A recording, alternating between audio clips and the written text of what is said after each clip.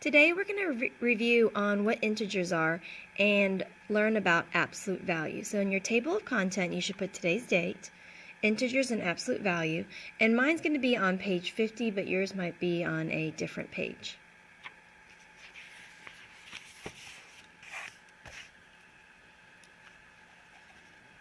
So at the top label it integers and absolute value.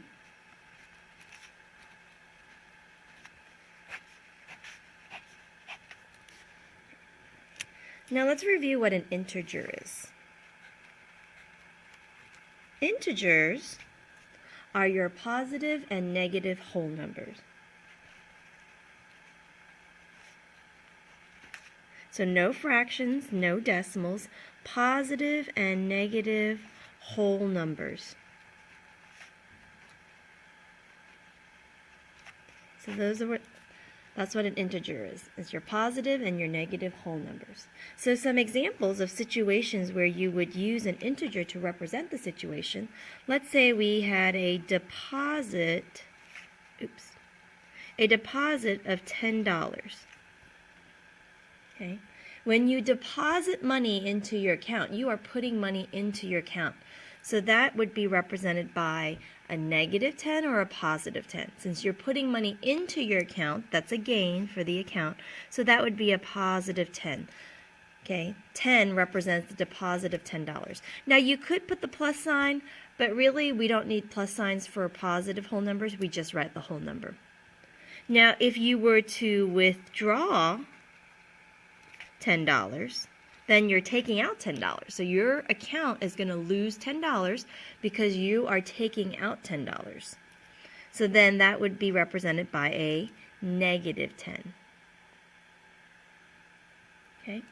Another example is if you're playing a video game and you gain 15 points. If you gain 15 points, that would be represented by a positive 15. If you lose 15 points, then that would be represented by a negative 15. Now this is review. I know we've talked about this before. Now let's move on to absolute value.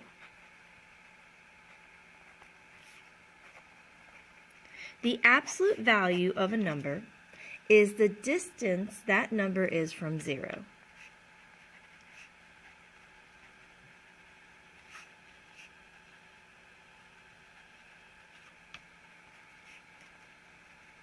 So if we look at a number line, let's do an example. Okay. If we have a number line and zeros in the middle, you've got 1, 2, 3, 4. And then on this side you've got negative 1, negative 2, negative 3, and negative 4 would be further down. And if I wanted to know the distance that negative 3 is from 0, well, how many spaces is negative 3 from 0? If you look, that's 1 space, 2 spaces, 3 spaces from 0. How far is 3 from 0? Well, 3 is also 3 spaces from 0. So if I wanted to know the absolute value of negative 3, and the absolute value is the distance from 0, well, the absolute value of negative 3 is 3, and the absolute value of 3 is also 3. Now, we use a symbol to find absolute value. If I wanted you to find the absolute value of negative 3, the distance that negative 3 is from 0, there's these two straight bars. When you see two straight bars around a number, that means that it wants you to find the distance that number is from 0. It's finding the absolute value. They're not parentheses, they're not brackets. It has to be two straight lines like this. So what is the distance negative 3 is from 0? The absolute value of negative 3 is 3. And the absolute value of 3, the distance that 3 is from 0, is also 3.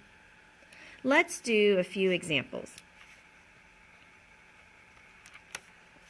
What if I wanted you to find the absolute value of negative 5? That's the distance that negative 5 is from 0.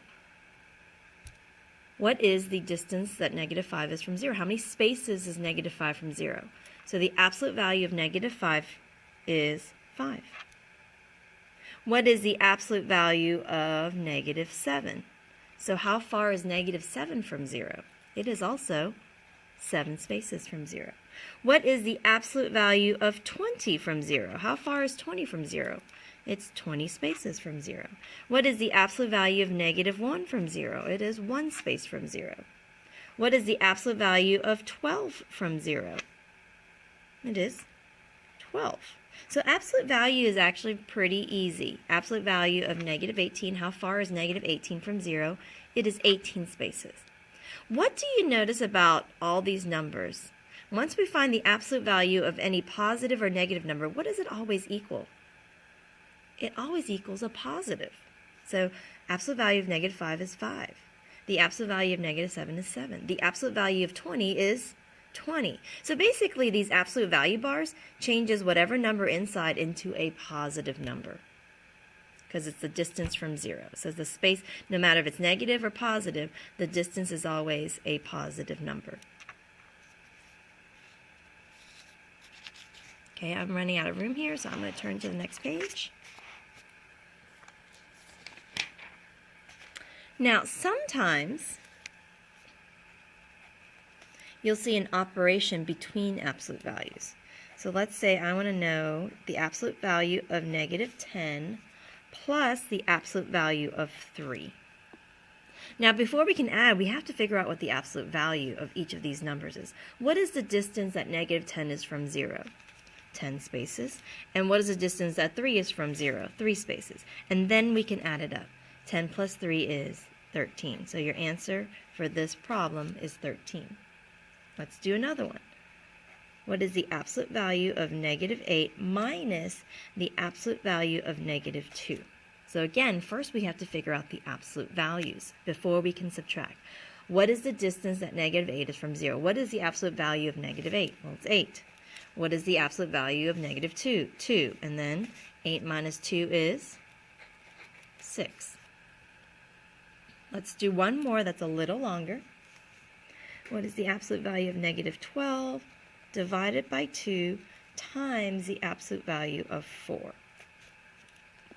Now, before we can do the correct order of operations, we have to figure out what the absolute values are. We got to figure out what this is and what this is before we can divide or multiply.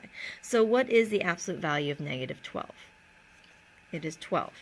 What is the absolute value of 4? It is 4. And so then you can rewrite it. So this actually means 12 divided by 2 times 4. Order of operations. Now, between multiplication and division, remember, they're equal. Whoever comes first gets to go first. I always see division as like the dad and multiplication as the mom. Whoever tells you to do something first, you do it first. So in this case, the division comes first. So we're going to do the division. That would be 6. And then 6 times 4 is 24. Okay. Now, let's talk about ordering. Let's go ahead and do an example where you have to order from least to greatest. Okay. So we've got absolute value of negative 8, 0, negative 5, 3, and then the absolute value of negative 12. Now again, before we can order, we have to figure out what the absolute values are. The absolute value of negative 8 is actually what? It's actually 8. So this number actually equals 8, and this number actually equals 12. So now when we put it from least to greatest, our smallest number is the negative 5. So the negative 5 would come first. Then our next smallest number is 0. Then it's 3. Then it is 8, which is really here the absolute value of 8, and I always write the original number that they gave me. So that I put the original, even though I know that it equals 8. And then the greatest is the absolute value of negative 12, which is 12. So this would be my answer, going from least to greatest. Okay. So before you can order anything, you have to figure out what the absolute value is. This is actually 8 and this is actually 12. And so when you put it in order, this is the order it would be in. Now let's talk about comparing integers and absolute value. So for example, let's say I want to compare -8 and 3. Which one is bigger? Now you gotta think, I always like to think about it in terms of money. -8 means you owe somebody $8, and positive 3 means you have $3. So which one would you rather have? Owing somebody $8 or having $3? I would rather have the $3. So that is more. Another example. Let's say we're comparing -10 and -12. Again, -10 means you owe somebody $10. -12 is like you owing somebody $12. Which would you prefer? I'd prefer to owe someone less. So I'd prefer to owe someone $10 versus owing someone $12. Remember, the larger the negative, the worse, right? That's like more debt you have. So the larger the negative, the smaller the amount. Okay. Now let's throw some absolute value into this. Let's say we want to know the absolute value of -13 versus -7. Now, -7 means you owe someone $7. Now, the absolute value of -13, we know that this actually equals what? Positive 13, right? So this is actually a positive 13. This is still a -7. So which one would you prefer? Owing someone $7 or having 13? Having 13 is greater. Okay, because the absolute value of -13 is actually positive 13. Let's do another example. This is our last one. Let's say we have the absolute value of -20 versus the absolute value of -25. Now again, remember, the absolute value signs make this positive. So this is actually positive 20, and this is actually positive 25. So then which way should the alligator mouth face?